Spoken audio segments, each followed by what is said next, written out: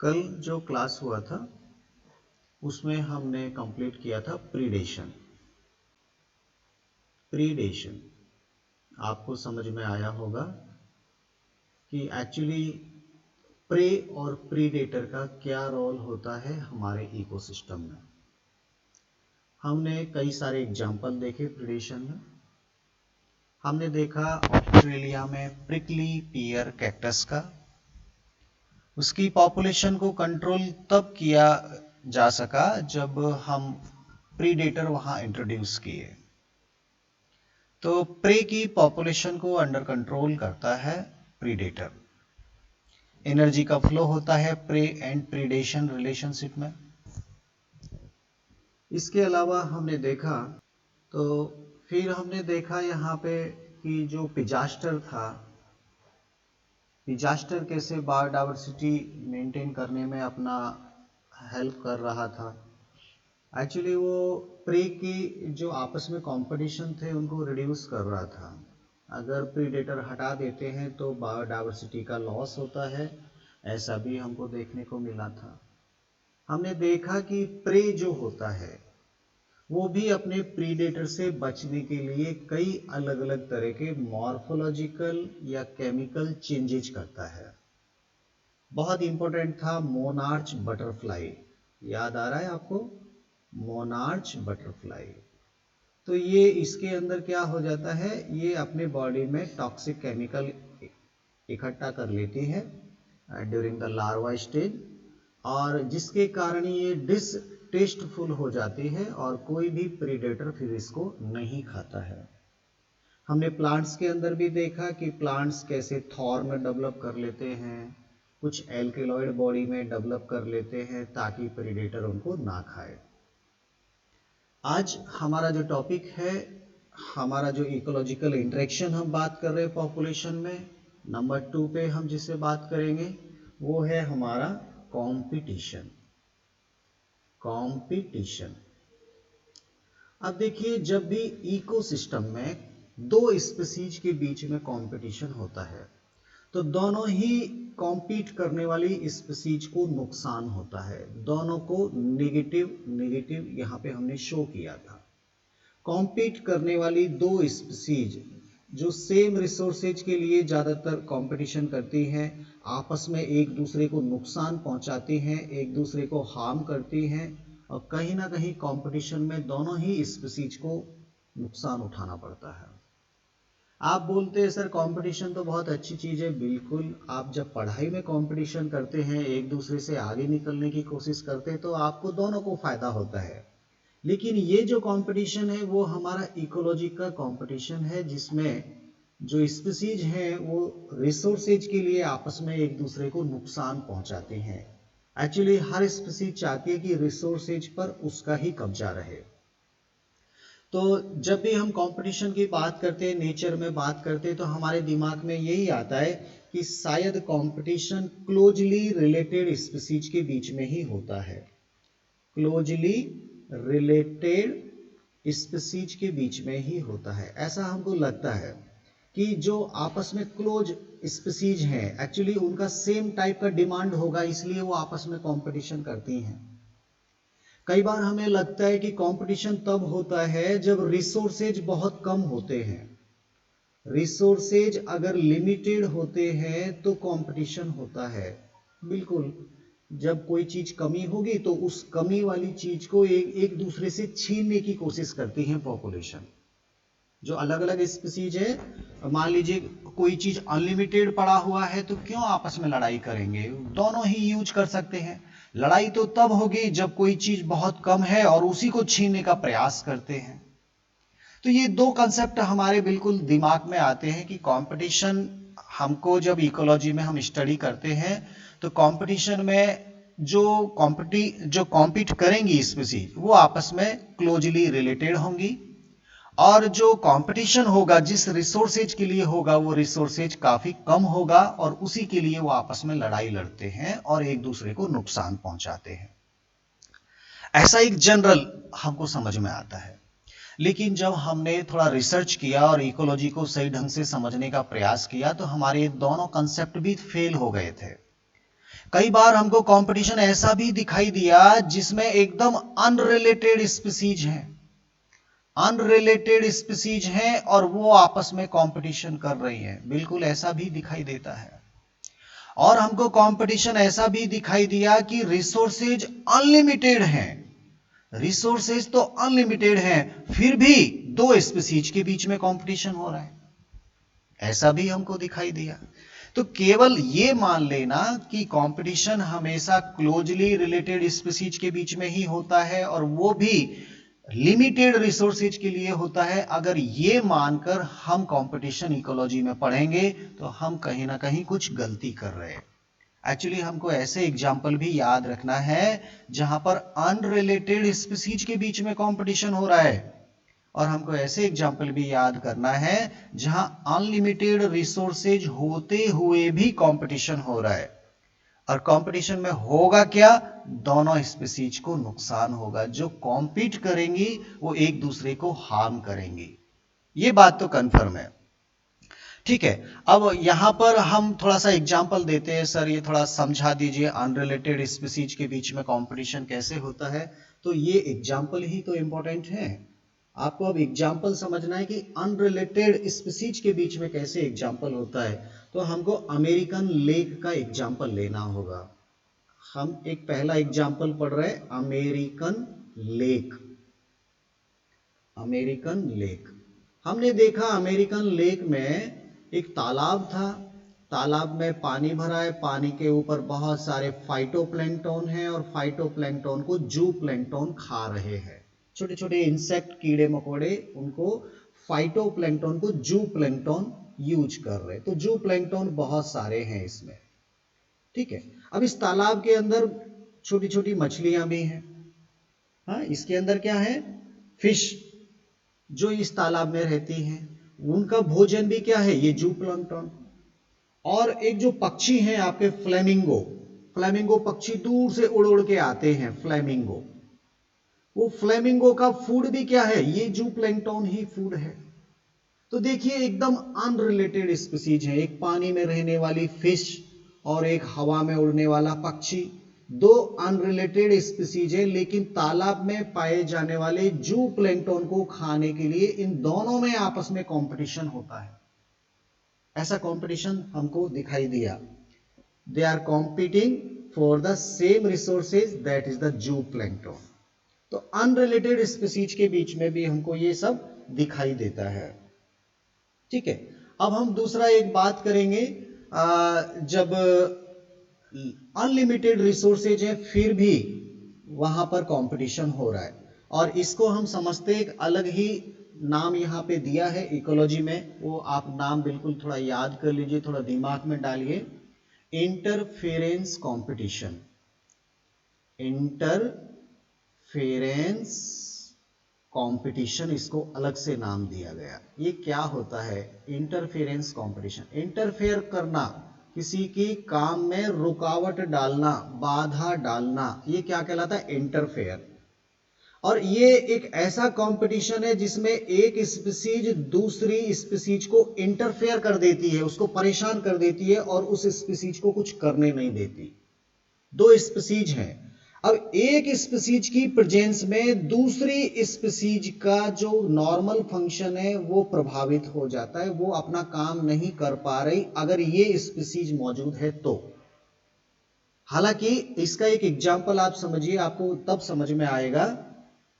यहां पर एक रिसर्च किया गया और यहां पर गैलापेगस आइलैंड, जो अमेरिका के पास में इधर अटलांटिक ओशियन में बहुत सारे आइलैंड हैं, हाँ, इनको नाम दिया गया गैलापेगस आइलैंड। यहीं पर तो डार्विन साहब ने अपनी यात्रा की थी, इन्हीं आइलैंड के ऊपर, जो उन्होंने डार्विन फिंचेज जो देखा वो यहीं पर देखा था, गैलापेगस आइलैंड में। तो यहाँ गैलापेगस आइलैंड बड़े बड़े आइलैंड थे और वहां बहुत सारी घास लगी हुई थी उन आइलैंड पे। हाँ, और यहाँ पर इस समुद्र से निकलने वाले कछुए यहाँ पर पाए जाते थे और वो कछुए इन घास को खाते थे। इन कछुओं को नाम दिया गया एबिंगडन टॉर्टॉइज। इन कछुओं का नाम क्या था, एबिंगडन टॉर्टॉइज, थोड़ा नाम याद रख लीजिए, एबिंगडन टॉर्टॉइज। ये कछुए यहाँ नेचुरल थे, यहाँ पाए जाते थे, इनको कोई प्रॉब्लम नहीं था। इस आइसलैंड पर इतनी घास मौजूद है जिसे हम अनलिमिटेड कह सकते हैं, अनलिमिटेड, बिल्कुल खत्म ही नहीं हो सकती, इतना सारा घास यहाँ मौजूद था और इनकी पॉपुलेशन आराम से बढ़ रही थी। अब इस आइसलैंड पर गॉट को इंट्रोड्यूस किया गया, बकरी ले आए हम लोग, क्या ले आए? बकरी, goats they will introduce on this island. अब इन बकरियों के लिए भी घास बहुत है, यहां पर कोई कमी नहीं है, घास अनलिमिटेड है। लेकिन एबिंगडन टॉर्टॉइज जिस घास को खाता है, बकरी जाके उसको खाने नहीं देती, उसको भगा देती है, लात मार देती है, कुछ कर देती है। तो एक्चुअली इसकी नेचुरल प्रोसेस जो इसका फीडिंग हो रहा था, ये जो एबिंगडन टॉर्टॉइज घास खाने की कोशिश करता, बकरी क्या करती? उसको घास नहीं खाने देती। हालांकि रिसोर्सेज अनलिमिटेड है, लेकिन उस घास के लिए बकरी भी कंपटीशन कर रही है एबिंगडन टॉर्टॉइज के साथ। तो जब गॉट हमने उस आइलैंड पर इंट्रोड्यूस किया तो उससे क्या हुआ? इस एबिंगडन टॉर्टॉइज का फीडिंग प्रोसेस अफेक्टेड हो गया। एक्चुअली गॉट ने इंटरफेयर कर दिया उसकी नॉर्मल प्रोसेस को। किसकी नॉर्मल प्रोसेस को? एबिंगडन टॉर्टॉइज की प्रोसेस को। जब एक स्पीसीज की प्रेजेंस में दूसरी स्पीसीज की फीडिंग प्रोसेस प्रभावित हो जाए तो ऐसे कंपटीशन को हम इंटरफेरेंस कंपटीशन कहते हैं। और इसका बेस्ट एग्जांपल है एबिंगडन टॉर्टॉइज और गॉट के बीच में गैलापेगस आइलैंड के ऊपर अनलिमिटेड ग्रास मौजूद होते हुए भी कंपटीशन दिखाई दिया। आई थिंक ये बहुत इंपॉर्टेंट एक एग्जाम्पल है जो आपको याद होना चाहिए। समझ में आया आपको? Very good. अब हम बात करते हैं कुछ और साइंटिस्ट लोगों ने, उन्होंने भी काफी रिसर्च किया कंपटीशन के लिए कि आखिर कंपटीशन में क्या होता है, कैसे होता है। तो गाउस ने एक बहुत सारे एक्सपेरिमेंट किए। गाउस हमारे इकोलॉजिस्ट हैं, उन्होंने रिसर्च किए और अपना जितना भी ऑब्जर्वेशन किया उन्होंने एक कंसेप्ट दिया कि जब कभी भी दो स्पीसीज के बीच में कंपटीशन होता है तो उनमें एक स्पीसीज सुपीरियर होती है और एक स्पीसीज थोड़ा इंफीरियर होती है, कमजोर टाइप होती है। जैसे अभी एबिंगडन टॉर्टॉइज में हमने क्या देखा? गॉट जो है वो थोड़ा सुपीरियर टाइप की है और एबिंगडन टॉर्टॉइज जो है वो आपके थोड़ा इंफीरियर है। हाँ, उस गैलापेगस आइलैंड पे जब गॉट इंट्रोड्यूस किया तो अगले दशक में एबिंगडन टॉर्टॉइज विलुप्त हो गए, खत्म हो गए उस कंपटीशन में। हाँ, ये भी आपको थोड़ा याद रखना था, मैं बताना भूल गया। एबिंगडन टॉर्टॉइज विलुप्त हो गए। क्यों विलुप्त हो गए? उसका कारण क्या था? क्योंकि उनकी ब्राउजिंग कैपेसिटी जो था, जो ब्राउजिंग स्पीड था वो कम था और गॉट का ब्राउजिंग स्पीड ज्यादा था। हालांकि रिसोर्सेज अनलिमिटेड थे, तो वहां कंपटीशन के कारण ये जो गैलापेगस आइलैंड के टॉर्टॉइज थे वो विलुप्त हो गए। ये एक कंपटीशन का एग्जांपल हमारा हो गया। गाउस ने अपने एक्सपेरिमेंट जब किए तो उन्होंने देखा कि जब रिसोर्सेज लिमिटेड होते हैं, ध्यान देना गाउस का जो ऑब्जर्वेशन था वो केवल तब था जब रिसोर्सेज लिमिटेड है, कम है। तो इंफीरियर स्पीसीज, जो ये वाली इंफीरियर थी, ये इंफीरियर है, ये सुपीरियर है। तो सुपीरियर की प्रेजेंस में जब रिसोर्सेज लिमिटेड है तो पूरा रिसोर्सेज को ये यूज कर लेगा और इसको रिसोर्सेज नहीं मिल पाएंगे, जिसके कारण ये विलुप्त हो जाएगा। तो गाउस ने एक प्रिंसिपल दिया। गाउस ने प्रिंसिपल क्या दिया कि कॉम्पीट करने वाली दो स्पीसीज एक साथ कभी भी नहीं रह सकती। सुपीरियर स्पीसीज इंफीरियर को रिमूव कर देती है। ये हमको बताया गाउस ने। इसको बोलते हैं गाउस कॉम्पिटिटिव एक्सक्लूजन प्रिंसिपल। ये एक नंबर में पूछा जाता है, किसने दिया? गाउस ने एक प्रिंसिपल दिया, इसे हम बोलते हैं कॉम्पिटिटिव एक्सक्लूजन प्रिंसिपल। ये पूछा जाता है। गाउस का कॉम्पिटिटिव एक्सक्लूजन प्रिंसिपल क्या है? गाउस ने अपने जब एक्सपेरिमेंट किए कंपटीशन को समझने के लिए, तो उन्होंने देखा कि जब रिसोर्सेज लिमिटेड होते हैं तो सुपीरियर स्पीसीज इंफीरियर को रिमूव कर देती है। इसका मतलब सेम रिसोर्सेज के लिए कंपटीशन करने वाली दो स्पीसीज कभी भी एक साथ नहीं पाई जा सकती। ऐसा मानना किसका था? गाउस का मानना था। दे कैन नॉट को एग्जिस्ट, वो एक साथ रह नहीं सकती। शुरुआत में वो एक साथ थी, लेकिन सुपीरियर इंफीरियर को रिमूव कर देगी और वो दोनों सेम रिसोर्सेज के लिए कंपटीशन करने वाली स्पीसीज एक साथ नहीं पाई जा सकती। ऐसा मानना था गाउस का। लेकिन ये प्रिंसिपल सक्सेस नहीं था। ऐसा नहीं था कि हमेशा सुपीरियर इंफीरियर को रिमूव कर देगी। कई बार यहां पे क्या देखने को मिला कि वो आपस में को एग्जिस्ट रहने का तरीका ढूंढ लेती हैं और कंपटीशन को अवॉइड कर देती हैं। दो स्पीसीज जो सेम रिसोर्सेज को इस्तेमाल कर रही हैं, कई बार वो एक दूसरे को रिमूव करने की बजाय आपस में समझौता कर लेती हैं और साथ साथ रहने का नया तरीका डेवलप कर लेती हैं, को एग्जिस्ट का एक रास्ता निकाल सकती हैं। और ऐसा हमको बताया मैक आर्थर ने। किसने बताया? मैक आर्थर ने। मैक आर्थर ने अपना जब रिसर्च किया और देखा, तो उन्होंने बताया कि गाउस साहब, आप जो कह रहे हैं कि हमेशा सुपीरियर इंफीरियर को रिमूव कर देगी, दोनों कभी भी एक साथ पाए ही नहीं जा सकते, मुझे तो ऐसा नहीं लगता। मैंने जो ऑब्जर्व किया, मुझे तो ऐसा लगा कि कॉम्पीट करने वाली सेम स्पीसीज आपस में रिसोर्सेज का साझा कर लेती हैं, जिसे हम बोलते हैं रिसोर्स पार्टीशनिंग। एक्चुअली पार्टीशन कर लेती हैं रिसोर्सेज का कि भैया ये रिसोर्सेज तुम यूज करो, ये रिसोर्सेज हम यूज करें। आपस में पार्टीशन कर लेती हैं, और पार्टीशन जब हो जाएगा तो उनका कंपटीशन कम हो जाएगा, खत्म हो जाएगा। अवॉइड करती हैं कंपटीशन को, क्योंकि कंपटीशन में दोनों ही स्पीसीज को नुकसान है, इसलिए हर स्पीसीज कंपटीशन को अवॉइड करना चाहती है। ऐसा ऑब्जर्वेशन किसने किया? मैक आर्थर ने किया। गाउस साहब तो ये बोल रहे कि नहीं, ये तो एक साथ पाई ही नहीं जा सकती, सुपीरियर इंफीरियर को रिमूव कर देगी, ऐसा उनका मानना था। और उन्होंने अपना एक प्रिंसिपल दिया, जिसे गाउस प्रिंसिपल के रूप में भी जानते हैं हम लोग, कॉम्पिटिटिव एक्सक्लूजन प्रिंसिपल। लेकिन मैक आर्थर ने बोला, गाउस साहब आप सही नहीं बोल रहे।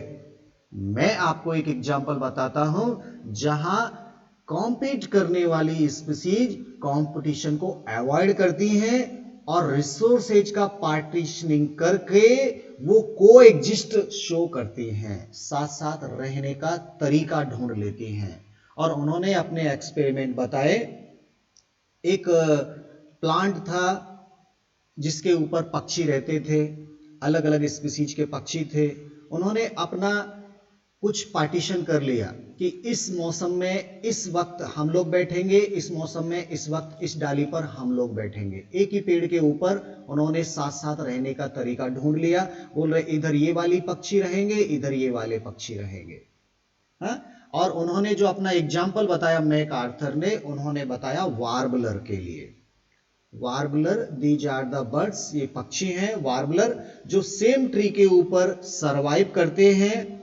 अलग अलग टाइप के पक्षी हैं और वो अवॉइड करते हैं कंपटीशन को, और एक ही प्लांट के ऊपर वो आराम से रह सकते हैं। हालांकि उन्होंने अपना कुछ बिहेवियर चेंज कर लिया, उन्होंने अपने फॉरेजिंग एक्टिविटी चेंज कर ली, अंडे देना, खाना खाना, थोड़ा सा अपना टाइम शेड्यूल उल्टा पुल्टा कर लिया ताकि एक दूसरे को कंपटीशन ना कर सके।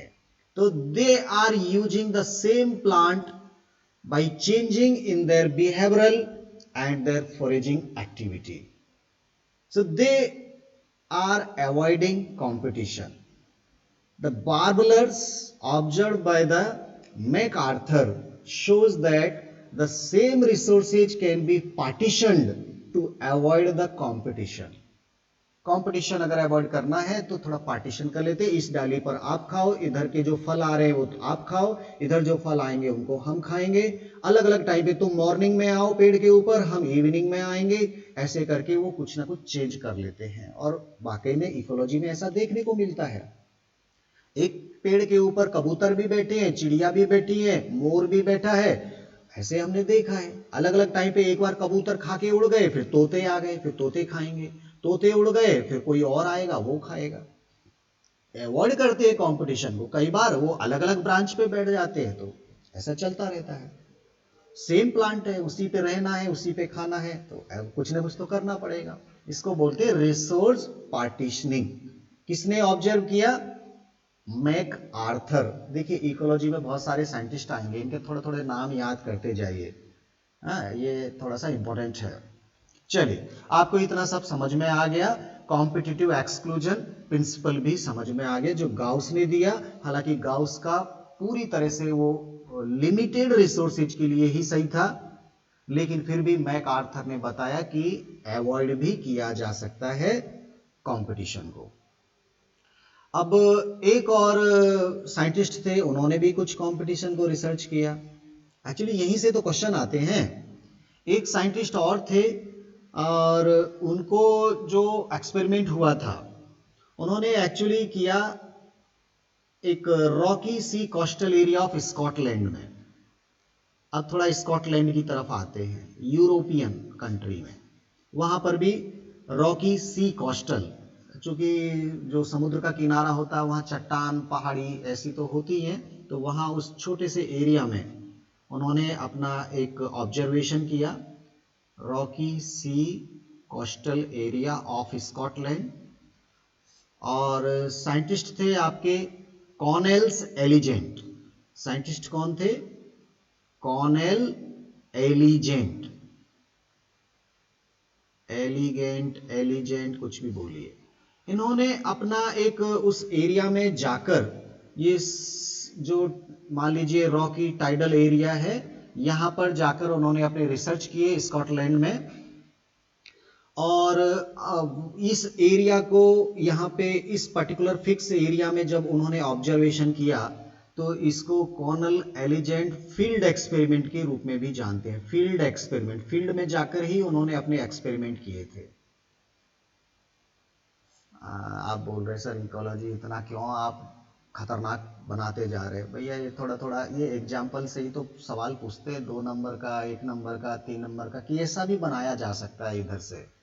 तो आपसे सीधा पूछ सकते हैं फील्ड एक्सपेरिमेंट किसने किया कंपटीशन के लिए?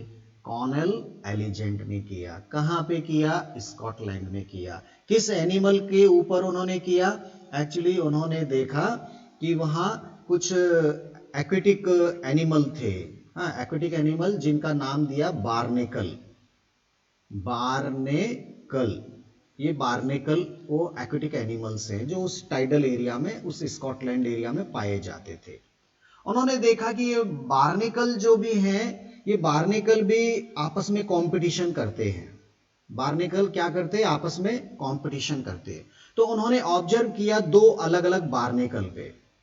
एक बार्नेकल का नाम था बेलेनस, एक का नाम क्या था? बेलेनस, और दूसरे का नाम था कैथेमेलस, CHATHAMALUS। ये बार्नेकल्स हैं दोनों के दोनों, बेलेनस और कैथेमेलस। कहां पर? स्कॉटलैंड के उस रॉकी कोस्टल एरिया में। ये बार्नेकल्स आपस में कंपटीशन करते हैं, और इनमें जो बेलेनस है वो सुपीरियर होता है। बेलेनस क्या होता है? सुपीरियर। और कैथेमेलस क्या है? वो थोड़ा कमजोर टाइप का है, इंफीरियर। उन्होंने देखा इस फील्ड एक्सपेरिमेंट में कि जहां पर बेलेनस पाया जाता है, अगर बेलेनस यहां पर ये वाला बेलेनस है, तो ये जो कैथेमेलस है वो एक छोटे से एरिया में, ग्रुप में, झुंड में एक ही जगह बस पाया जाएगा, बस यहीं पर, इसी जगह पर, यहीं खाता है, यहीं पीता है, यहीं सोता है, यहीं मरता है। मतलब अगर सुपीरियर स्पीसीज कोई मौजूद है तो उसके कारण इंफीरियर जो स्पीसीज है वो एक लोकल एरिया में सीमित हो जाती है, केवल उसी छोटे से एरिया में वो पाई जाती है। ये छोटे छोटे इधर बिल्कुल भी नहीं पाए जाएंगे। क्यों? इधर जाएंगे तो ये खा जाएंगे, कंपटीशन करते हैं, मार देंगे उनको। तो due to the presence of superior species the inferior will be limited in a specific area, but whenever if we remove these superior species from that area, अगर आपने इनको हटा दिया, सुपीरियर को उन्होंने फील्ड एक्सपेरिमेंट में क्या किया, सुपीरियर को हटा दिया, यहां से रिमूव कर दिया, कोई भी सुपीरियर नहीं है, तो इंफीरियर को मौका मिला, क्योंकि इधर सुपीरियर कोई नहीं, तो फिर ये पूरा एरिया में फैल गई, पूरे एरिया में इन्हीं का राज हो गया और ये ही इन्होंने कब्जा कर लिया पूरी जगह पर। जब तक वहां सुपीरियर थी तब तक वो एक लोकल एरिया में थी, बहुत छोटे से एरिया में थी। जैसे ही सुपीरियर को हटाया तो इंफीरियर ने पूरे एरिया पर अपना कब्जा कर लिया। इसका मतलब कंपटीशन करने वाली दो स्पीसीज में एक स्पीसीज की प्रेजेंस में दूसरी स्पीसीज सीमित होती है, और जैसे ही सुपीरियर को हटाएंगे इंफीरियर वाली फैल जाती है, रिलीज हो जाती है, और इसको हम बोलते हैं कॉम्पिटिटिव रिलीज। इसको हम क्या बोलते हैं? Competitive release. कॉम्पिटिटिव रिलीज कब हुआ? जब सुपीरियर को हटा लिया तब इंफीरियर का कंपटीशन खत्म हो गया, और कंपटीशन खत्म होते ही वो रिलीज हो गई, उस पूरे एरिया में वो बिखर गई। ये आपका कॉम्पिटिटिव एक्सक्लूजन, कॉम्पिटिटिव रिलीज किसने दिया? कॉम्पिटिटिव रिलीज दिया कॉर्नेल एलिजेंड ने, और कॉम्पिटिटिव एक्सक्लूजन प्रिंसिपल किसने दिया? वो दिया था गाउस ने। एक्सक्लूजन वो तो बोलता है, गाउस तो बोलता है कि वो खत्म ही हो जाएगी, दे कैन नॉट को एग्जिस्ट, लेकिन इसने बोला कि अगर आप कंपटीशन कम कर दोगे, कंपटीशन हटा दोगे, तो इंफीरियर को भी फैलने का मौका मिलेगा, वो रिलीज हो सकती है। वो जब तक सुपीरियर है तब तक वो सीमित है, जैसे ही सुपीरियर हटेगा वो रिलीज हो जाएगा, पूरे एरिया में फैल जाएगा। ऐसा करके कॉर्नेल एलिजेंट ने अपने फील्ड एक्सपेरिमेंट में बताया। चलिए अब थोड़ा कंपटीशन को हम ये मान के समझ सकते हैं कि कंपटीशन करने वाली जो दो स्पीसीज होती हैं उनमें एक स्पीसीज की प्रेजेंस में दूसरी स्पीसीज की एफिशिएंसी, फिटनेस कम हो जाती है। अब मैं फिटनेस पे ले आया आपको। फिटनेस रिड्यूस हो जाती है अगर एक सुपीरियर स्पीसीज मौजूद होती है, तो इंफीरियर की फिटनेस कम हो जाती है। ऐसा भी हम कह सकते हैं ना, एक की प्रेजेंस में दूसरा, अब वहां एबिंगडन टॉर्टॉइज बेचारा मर गया ना, विलुप्त हो गया। गॉट जब आ गए तो एबिंगडन टॉर्टॉइज आपका विलुप्त हो गया था। तो क्यों ना हम इसको आर पढ़ा था हमने, birth rate minus death rate, याद आ रहा है आपको? आर, हम इसको ऐसा बोल सकते हैं कि कंपटीशन क्या है? कंपटीशन एक वो प्रोसेस है, कंपटीशन एक वो प्रोसेस है जिसमें एक स्पीसीज की प्रेजेंस में, एक स्पीसीज की प्रेजेंस में दूसरी स्पीसीज के लिए आर की वैल्यू कम हो जाए। आर की वैल्यू कम हो जाए मतलब वो बहुत कम स्पीड से, उसका ग्रोथ नहीं होगा, उसका ग्रोथ नहीं होगा, उसका ग्रोथ धीरे धीरे कम हो जाएगा, उल्टा माइनस में चला जाएगा, और एक दिन आएगा कि वो विलुप्त हो जाएगी। तो आर कंपटीशन एक ऐसा रिलेशन है जिसमें एक स्पीसीज के कारण दूसरी स्पीसीज की आर की वैल्यू कम हो जाए, तो इसको हम कंपटीशन कहेंगे। अब यहां पर तो अगर सेम रिसोर्सेज के लिए कंपटीशन कर रहे हैं तो दोनों के लिए कहीं ना कहीं जब तक वो साथ में है दोनों की आर की वैल्यू कम हो जाएगी, क्योंकि नुकसान तो दोनों को उठाना पड़ेगा। और वो अकेले रहते तो वहां कोई कंपटीशन नहीं था, फिर वहां पे अनलिमिटेड रिसोर्सेज थे, कंपटीशन नहीं था, तो आर की वैल्यू बहुत ज्यादा बढ़ जाती है। तो आर की वैल्यू से भी हम इसको समझ सकते हैं। एक बेस्ट स्पीसीज किसी भी हैबिटेट में फिट तब मानी जाएगी जब उसके लिए आर की वैल्यू बहुत हाई होगी, और वो अनफिट कब हो जाएगी? जब आर की वैल्यू कम होना शुरू हो जाएगी, तो हम बोलेंगे वो स्पीसीज उस हैबिटेट में रहने के लायक नहीं है। तो कोई भी कंसेप्ट है, कहीं का भी कंसेप्ट कहीं पे भी इस्तेमाल करो, बस दिमाग में क्लियर होना चाहिए कि हम बोल क्या रहे हैं। आर क्या है? पॉपुलेशन ग्रोथ को बढ़ाने वाला। अगर दो कंपटीशन करने वाली स्पीसीज रहेंगी तो एक की पॉपुलेशन ग्रोथ कम हो जाएगी ना, मतलब आर की वैल्यू कम हो जाएगी। ये भी आपको थोड़ा दिमाग में रखना है। तो इस तरह से बहुत सारी बातें कंपटीशन के लिए किया जा सकता है। आपको तो याद रखना है, एक तो अलग अलग अनरिलेटेड स्पीसीज के बीच में कंपटीशन का एक एग्जांपल याद रखना है, जिसमें फ्लेमिंगो और फिश के बीच में आपको याद रखना है। फ्लेमिंगो और फिश, ठीक है, अमेरिकन लेक में। फिर अनलिमिटेड रिसोर्सेज में कैसे कंपटीशन करते हैं, तो एबिंगडन टॉर्टॉइज और गॉट का आपको एग्जांपल याद रखना है गैलापेगस आइलैंड में। फिर आपके दो प्रिंसिपल आ जाएंगे, गाउस का प्रिंसिपल क्या है और मैक आर्थर ने फिर उसको कैसे डिनाइड कर दिया। गाउस को ही तो उसने कैंसिल किया, मैक आर्थर ने बोला कि वो तो को एग्जिस्ट भी रह सकते हैं, बस वो क्या करेंगे, रिसोर्सेज का पार्टीशनिंग कर लेंगे और साथ में रह सकते हैं। ये तो बोलता है साथ में रह ही नहीं सकते, गाउस बोलता है। मैक आर्थर बोलता रह सकते हैं अगर रिसोर्सेज पार्टीशनिंग हो जाए तो।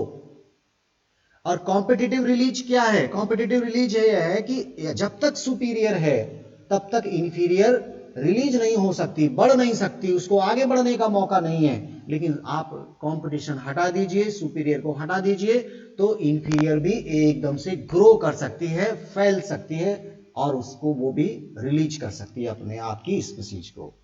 तो ये कुछ बहुत इंपॉर्टेंट एग्जाम्पल यहाँ पे थे।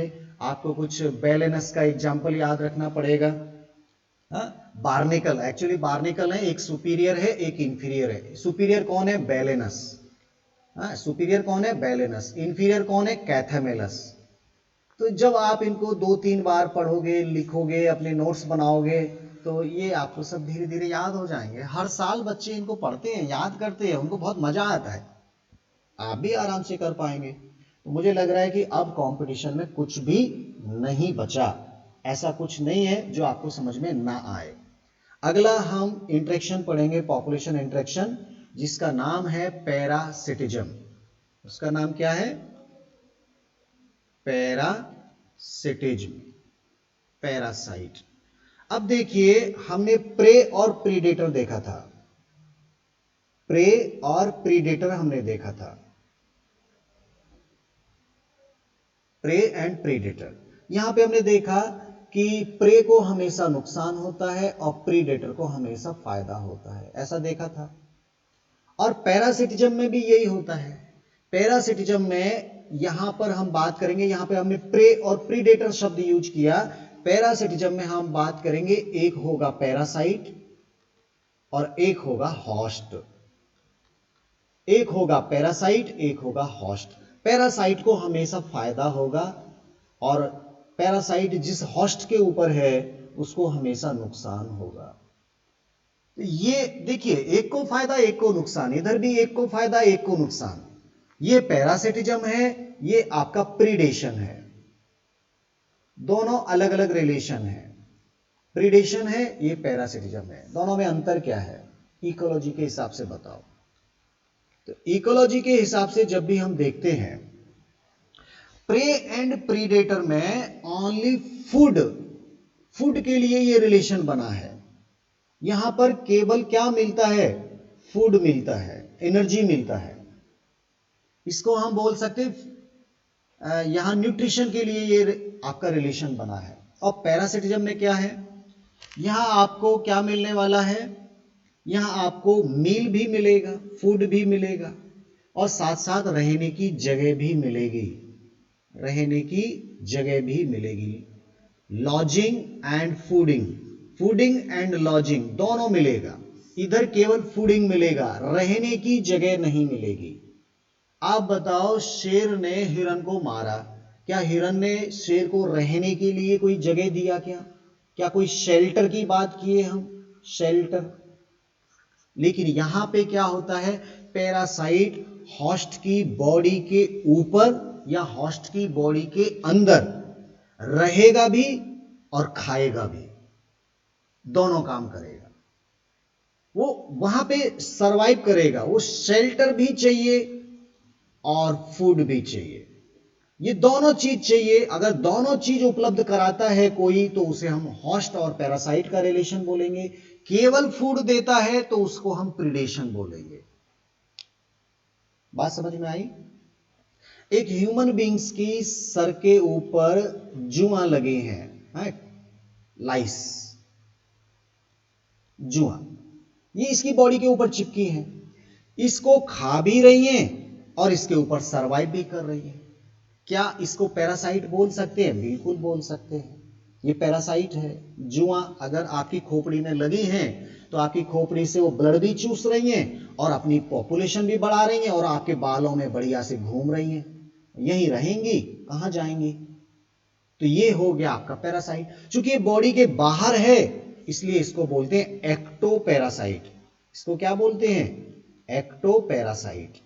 अगर कोई ऐसा लिविंग जो बॉडी के अंदर रहता हो, जैसे प्लाज्मोडियम, वो हमारे आरबीसी में, लीवर सेल में रहेगा प्लाज्मोडियम, वो बॉडी के अंदर रहता है, उसको बोलते हैं एंडोपैरासाइट। उसको क्या बोलते हैं? एंडोपैरासाइट। तो एंडो क्या करता है? वो बॉडी के अंदर रहता भी है और फूड भी लेता है और अपनी ग्रोथ कर रहा है। जब दोनों चीज लिया जाता है तो पैरासिटिज्म। केवल एक चीज मिलता है, केवल फूड मिलता है तो प्रीडेशन। समझ में आ गया होगा? Ectoparasite, endoparasite. यहां होस्ट जो होता है, होस्ट को हमेशा नुकसान होता है और पैरासाइट को हमेशा फायदा होता है। इसको दोनों चीज मिलता है, रहने की जगह भी मिलती है और खाने को भोजन भी मिलता है। ये पैरासाइट होता है। ठीक है, मुझे लग रहा है इतना कंसेप्ट तो समझ में आया होगा।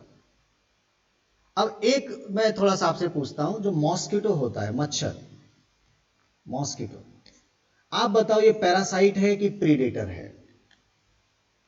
आप सोच रहे होंगे मॉस्किटो ये आता है ह्यूमन बींग्स की स्किन से, ब्लड चूसता है और उड़ जाता है। केवल क्या लिया? फूड लिया। क्या वो मच्छर आपकी बॉडी में कहीं रहने वाला है? क्या रहने की जगह है? नहीं है। इसका मतलब उसने केवल अपना भोजन लिया। जरूरी नहीं कि प्रीडेशन में प्रे मर जाए, कोई जरूरी नहीं है। अभी तक आप सोच रहे सर शेर अगर हिरन से फूड लेगा तो हिरन को मरना पड़ेगा। हाँ, ज्यादातर केस में ऐसा हो जाता है, लेकिन मच्छर ने जब ह्यूमन बींग्स का ब्लड चूसा तो थोड़े से ब्लड से ह्यूमन बींग्स मर तो नहीं गया ना, लेकिन उसने फूड लिया। फूड लिया मतलब वो एक प्रीडेटर है। मॉस्किटो क्या है? एक प्रीडेटर है। उसको हम पैरासाइट नहीं कह सकते। हाँ, मॉस्किटो ने जो प्लाज्मोडियम अंदर डाल दिए वो प्लाज्मोडियम पैरासाइट है, प्लाज्मोडियम पैरासाइट है। लेकिन मॉस्किटो क्या है? वो तो एक प्रीडेटर है जो अपना भोजन लेने आया और भोजन लेके उड़ गया। तो इस तरह का ये एक बहुत बड़ा डिफरेंस है जो काफी बार बच्चों को समझ में नहीं आता। मुझे लग रहा है अब आपको कभी भी कोई प्रॉब्लम नहीं आएगी पैरासिटिज्म में। ठीक है, अब पैरासिटिज्म में भी बहुत सारे एग्जाम्पल हैं हमारे पास। कौन कौन से एग्जाम्पल हैं उनको आपको पढ़ना पड़ेगा। ठीक है, तो ये थोड़ा सा पैरासिटिज्म अभी बाकी रहेगा। नेक्स्ट क्लास में मैं आपको बहुत सारे एग्जाम्पल समझाऊंगा और कुछ छोटी छोटी बातें हैं जो आपको समझ में आएंगी पैरासिटिज्म में। ठीक है, तो आज के लिए केवल इतना ही।